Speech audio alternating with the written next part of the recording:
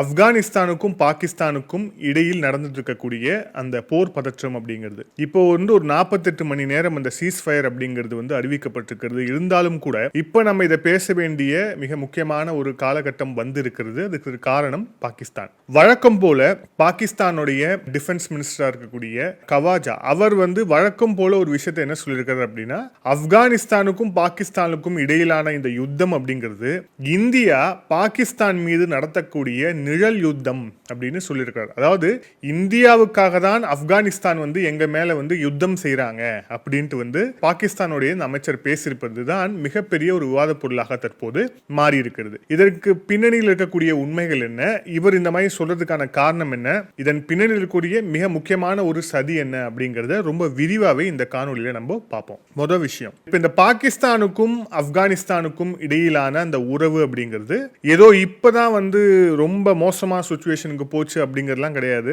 தலிபான்களுக்கும் பாகிஸ்தானுக்கும் இடையிலான, பாகிஸ்தானுடைய ஆட்சியாளர்களுக்கும் இடையிலான அந்த கெமிஸ்ட்ரி அப்படிங்கிறது, அந்த உறவு முறை அப்படிங்கிறது ரொம்ப ரொம்ப மோசமாக தான் கடந்த காலங்களில் இருந்துகிட்டே இருந்திருக்கு. அதுவும் குறிப்பா கைபர் பக்துங்வா அப்படிங்கிற அவங்களுடைய மிக முக்கியமான ஒரு மாகாணத்தில் தெரிக்கி தலிபான் அப்படின்னு சொல்லிட்டு ஒரு அமைப்பு, டிடிபின்னு சொல்லக்கூடிய ஒரு அமைப்பு இருக்கு. அந்த அமைப்பு அங்க பாகிஸ்தான் முழுமைக்கும் ஷரியா சட்டத்தை அமல்படுத்தணும் அப்படிங்கிறதுக்காக போராடக்கூடிய ஒரு அமைப்பாக இருக்கிறது.